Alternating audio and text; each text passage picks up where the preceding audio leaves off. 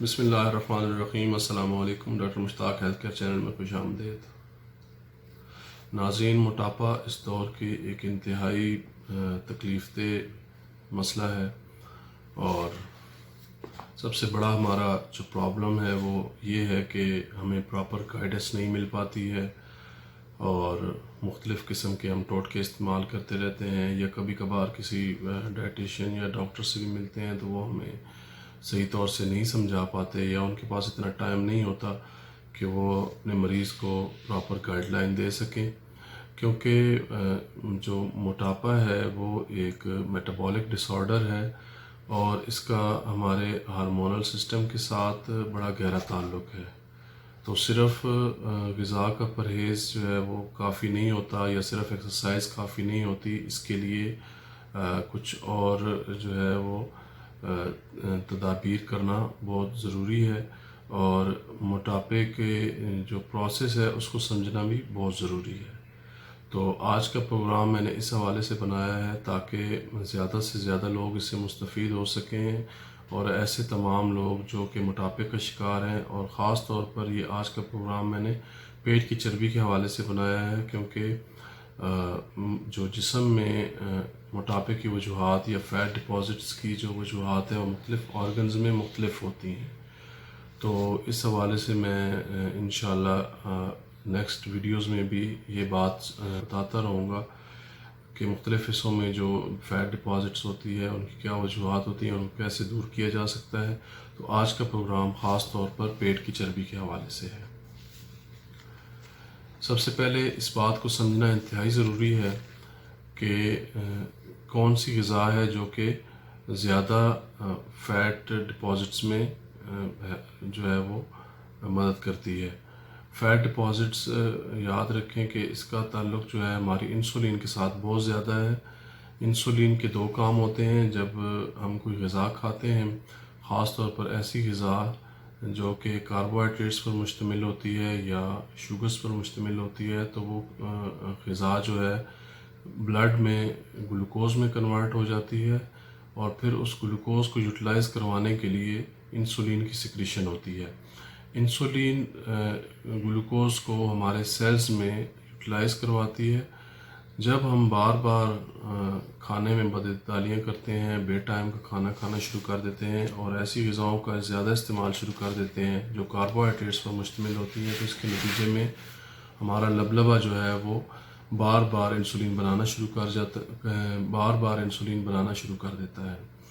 جب بار بار انسولین بنتی ہے، بار بار سیلز میں گلوکوز جو ہے وہ یوٹیلائز ہوتی ہے، تو ایک ٹائم آتا ہے کہ سیلز جو ہیں وہ پریشان ہو جاتے ہیں، کنفیوز ہو جاتے ہیں، اور وہ انسولین کو بلاک کرنا شروع کر دیتے ہیں، جس کے نتیجے میں وہ گلوکوز جس کو یوٹیلائز ہونا تھا سیلز میں، وہ فیٹ میں کنورٹ ہونا شروع ہو جاتی ہے۔ انسولین کا ایک کام ایکسٹرا گلوکوز کو فیٹ میں کنورٹ کرنا ہے۔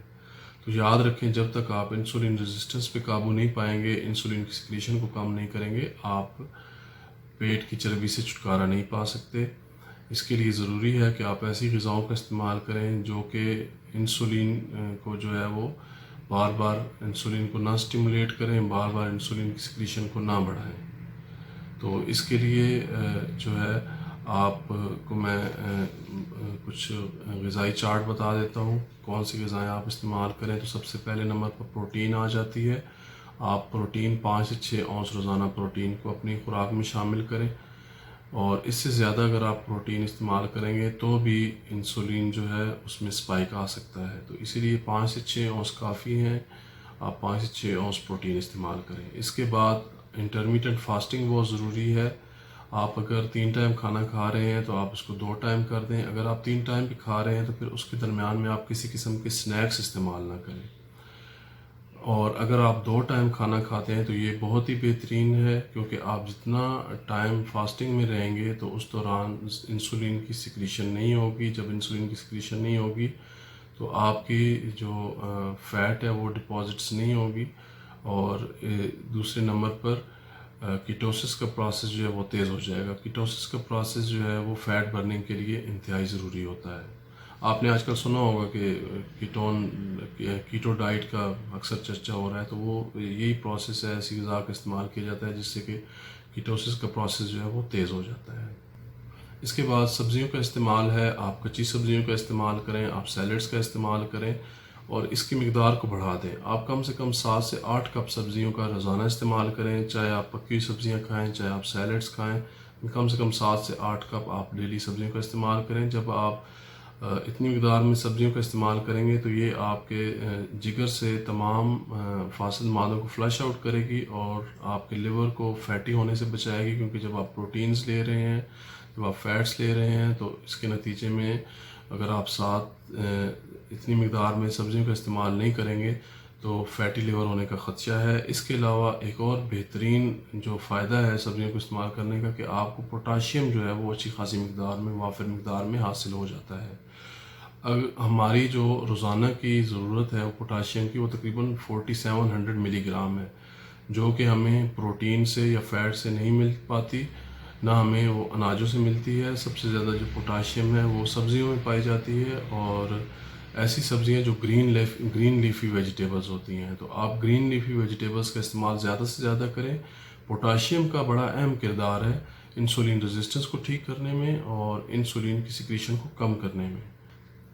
इसके बाद आप तमाम किस्म के शुगर्स को बंद कर दें। शुगर से मुराद सिर्फ मीठी चीज़ें नहीं हैं, आपको कार्बोहाइड्रेट्स को भी बंद करना पड़ेगा, क्योंकि कार्बोहाइड्रेट्स जो हैं वो अल्टीमेटली हमारे बॉडी में जाके ग्लूकोज में कन्वर्ट हो जाते हैं।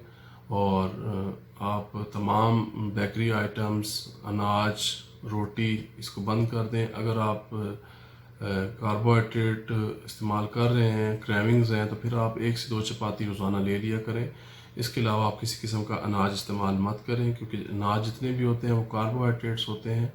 और इसके अलावा रिफाइंड जितनी भी प्रोडक्ट्स हैं उनको मत इस्तेमाल करें। Pizza, pasta, bakery items, pastries, biscuits, ये तमाम चीज़ें आप बंद कर दें।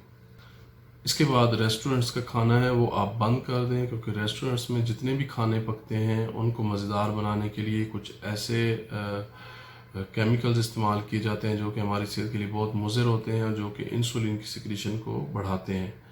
तो रेस्टोरेंट्स का खाना बंद कर दें। जो भी खाना है आप घर में खाएं, चाहे गोश्त खाते हैं, चाहे सब्जियां खाते हैं, जो भी चीज़ खाते हैं आप घर में खाएं। इसके बाद नींद आ जाती है। कम से कम 8 घंटे रोज़ाना नींद करना बहुत ज़रूरी है। फ़ैट बर्निंग का जो प्रोसेस है वो नींद में तेज़ हो जाता है, और इसके अलावा हमारी बॉडी जो है वो नींद में रिकवरी वाली हालत में होती है। हमारी नींद के दौरान जो है वो स्ट्रेस हार्मोन्स का अखराज नहीं होता है। अगर नींद हमारी कम होगी तो हमारे स्ट्रेस हार्मोन खारिज होगा, और स्ट्रेस हार्मोन भी इंसुलिन में स्पाइक लेके आता है। इसके बाद अगर आपको ब्लॉटिंग हो रही है, यानी पेट में ज़्यादा गैस बन रही है, तो भी उसका तदराक करना बहुत ज़रूरी है। जब आप कच्ची सब्जियों का या सैलड्स का इस्तेमाल करेंगे तो हो सकता है कि कुछ लोगों में जो है ब्लॉटिंग शुरू हो जाए। तो उसके लिए आप एप्पल सीडर विनीगर का इस्तेमाल करें। 1 चम्मच सुबह, 1 चम्मच शाम काफ़ी है, और इसको हमेशा पानी में डाइल्यूट करके इस्तेमाल किया करें। आखिर में मैं बात करूँगा एक्सरसाइज की। जब आप पेट की चर्बी को कम कर रहे हैं तो आप इंटरमिटेंट एक्सरसाइज लाजमी करें। इंटरमिटेंट एक्सरसाइज से मुराद ये है कि आप एक दिन एक्सरसाइज करें और एक दिन रेस्ट करें। ऐसा करने से भी आपकी जो पेट की चर्बी है वो बड़े तेज़ तरीके से कम होती है। जो मैंने तमाम ये टिप्स बताई हैं, अगर आप इन पे अमल करेंगे तो आप इंतहाई तेज़ तरीन तरीके से पेट की चर्बी कम कर सकते हैं। उम्मीद करता हूँ आज का ये प्रोग्राम आपको पसंद आया होगा। अगर ये मेरा प्रोग्राम आपको पसंद आया है तो मेरी वीडियो को लाजमी लाइक करें, शेयर करें, और मेरे चैनल को सब्सक्राइब करना ना भूलिएगा, ताकि आप मेरी हर आने वाली नई वीडियो से अपडेट होते रहें। अगली वीडियो तक के लिए इजाज़त चाहूँगा। अल्लाह हाफ़िज़।